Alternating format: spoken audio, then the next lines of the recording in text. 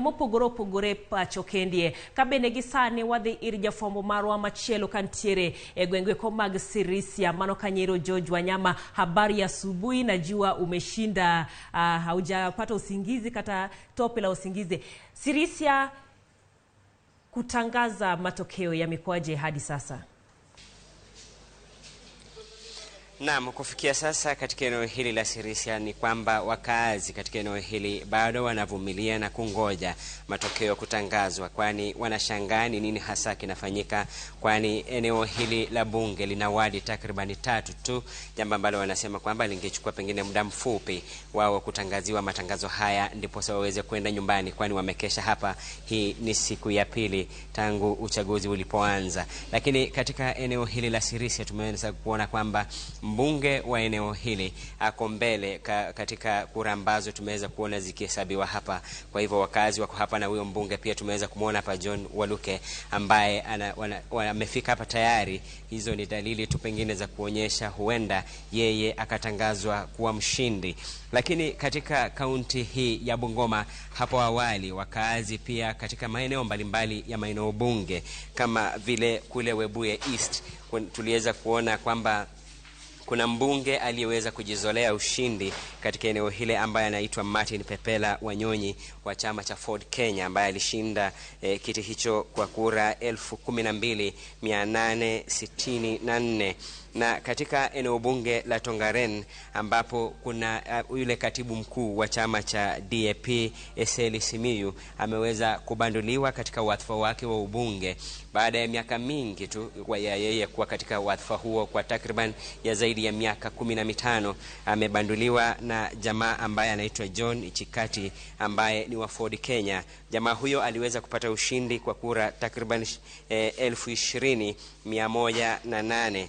Na pia jambo ambalo tangazo ambalo limeweza kuja muda mchache uliopita tu ni katika pengine ile eneo bunge la Kimilili, ambapo utakumbuka juzi kuna kisanga ambacho kilifanyika. Mbunge wa eneo hilo Ditmas Barasa anakisiwa kwamba alimpiga na kumuua mtu risasi, ambaye hadi sasa hajapatikana. Maafisa wa polisi bado wanamtafuta mahali aliko, lakini ameweza kujizolea ushindi katika eneo bunge hilo la Kimilili, pale ambapo ameweza kujizolea ushindi na kura takriban 26,861. Na yule ambaye anamfuata kwa ukaribu sana ambaye ni Brian Haemba, ambaye pia aliyepigwa risasi na mbunge huyu, tunaambiwa kwamba alikuwa msaidizi wake, amejizolea kura takriban 9,497. Kwa hivyo hayo ni maeneo bunge tu ambayo tumeweza kuona katika eneo hili ama kaunti hii ya Bungoma.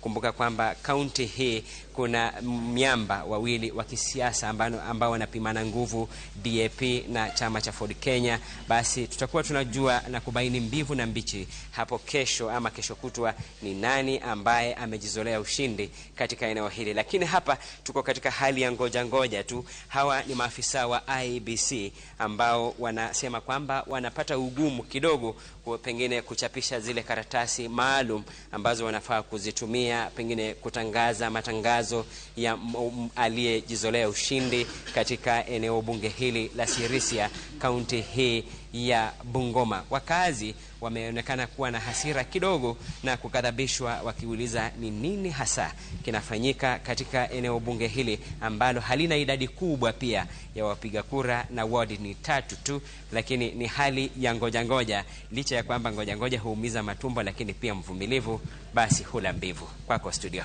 Asante sana Wanyama kiwa Sirisia County Nero mano Bungoma kabende omedoluo chendogo mabende dhinyime ekar od burano ero kendo wabiro tudre kode mondo omed miyo waduoko chenro kaka dhinyime mano e County Nero Bungoma. Poden chendo magrito